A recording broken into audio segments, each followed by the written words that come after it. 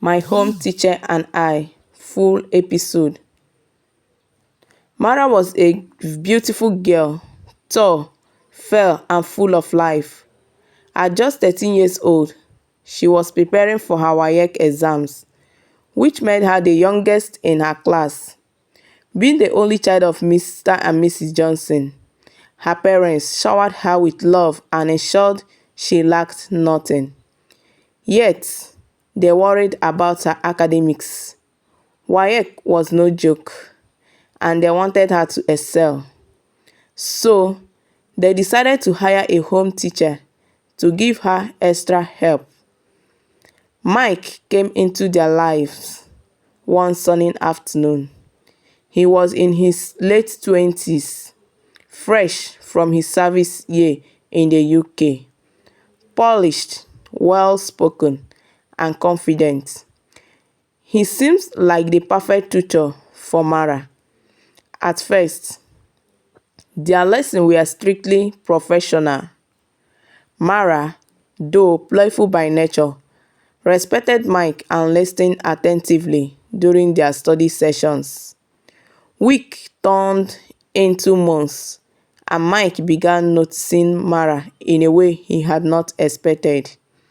It wasn't her beauty that struck him most, it was her innocence. She asked questions like a curious child and laughed with a kind of freedom adults often forgot. She reminded him of what it felt like to be unburdened, to see the world without cynicism. Mara, on her part, thought Mike was the coolest teacher ever. He wasn't like a strict school teacher who yelled over every little mistake. Instead, Mike was patient, explaining things in a way she could easily understand. She started looking forward to their lessons, not just for the sake of her exams, but because she enjoyed his company. One evening, after a particular difficult math session, Mara let out a sigh and said, "Mr. Mike, do you ever get tired of teaching me?" Mike chuckled. "Not at all. You are a good student, Mara." "But I don't always get it right," she pouted. "Getting it right is not the point. Trying is," he replied gently. From that moment, something shifted. Mara began open up more about her dreams, her fears, and even the pressure she felt being her parents' only child. Mike listened attentively, offering advice where he could, and simply being a friend when she needed one. But as days went by, Mike began to struggle with his own feelings. He knew it was wrong to feel a special connection with Mara. She was just a child, and he was her teacher. Yet, there was a warmth in her presence that made him question everything. One night, after dinner, Mrs. Johnson called Mike into the living room. "Mike, how is Mara doing with her studies?" she asked. "She's improving greatly," Mike replied, keeping his tone professional. Mrs. Johnson smiled. "That is good to hear. You have been a good blessing to this family." Mike forced a smile, guilt gnawing at him. The following week, during a lesson, Mara noticed that Mike seemed distant. "Is everything okay, Mr. Mike?" she asked. Her brows furrowed in concern. Mike hesitated, then said, "Mara, I think it is time we focus entirely in your exams. No more distraction, okay?" Mara didn't understand why he seemed so cold all of a sudden, but she nodded. Okay. As the days passed, Mike began to put walls between them. He avoided conversation that were not this strictly about academics and their once lively lesson because mechanical. Mara felt the change deeply but could not figure out what she had done wrong. Finally, the day of her WAEC exams arrived. Mara performed brilliantly as Mike had predicted. When she came back home with her results, she rushed to show Mike, but he was already packing his things.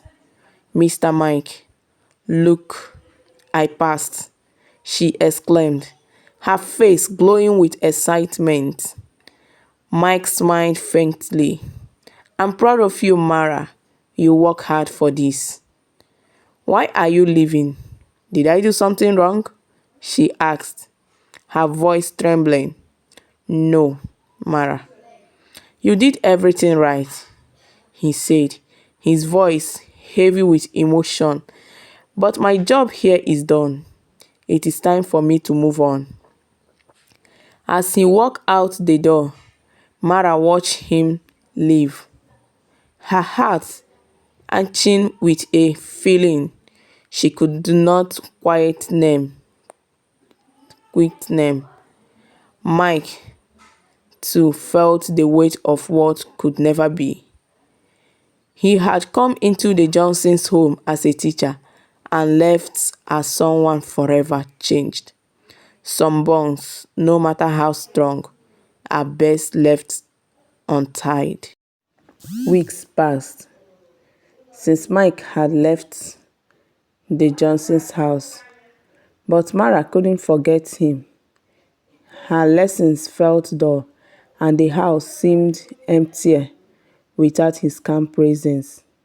One sunny afternoon, as the family gathered for lunch at the dining table, Mara decided she could not keep her feelings to herself any longer.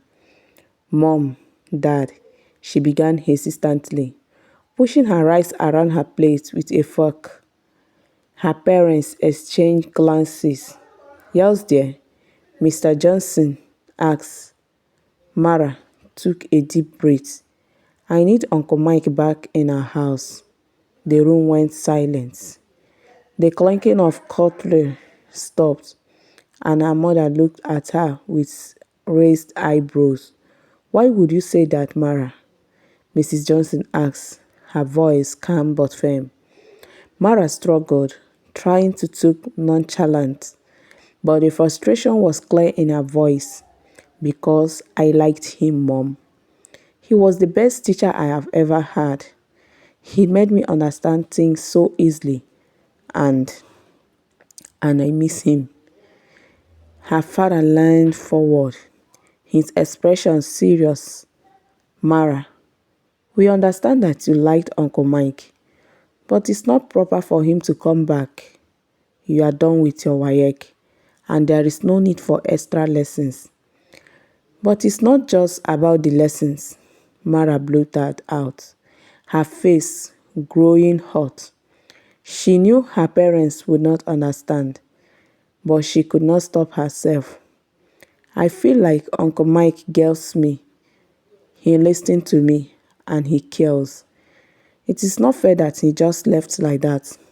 Mrs. Johnson's face softened slightly, but she shook her head. "Mara, you are still very young. It is normal to feel attached to people who help us. But sometimes people come into our lives for a reason and then move on. That is just how life works." Mara frowned, her lips pressing into a pot. She folded her arms, staring at her plate. "It is not fair," she muttered under her breath. Mr. Johnson cleared his throat. "Mara, this is not up for debate. Mike was a good teacher, but he is no longer needed here. You will have other teachers and meet other people as you grow. For now, focus and enjoy your holiday." Mara felt a lump rise in her throat. She wanted to scream, to argue, but she knew it would not change their minds. Instead, she shoved her chair back and stormed to her room, tears threatening to spill. As she sat on her bed, hugging her pillow, Mara realized she was not just upset because Mike had left. She felt abandoned.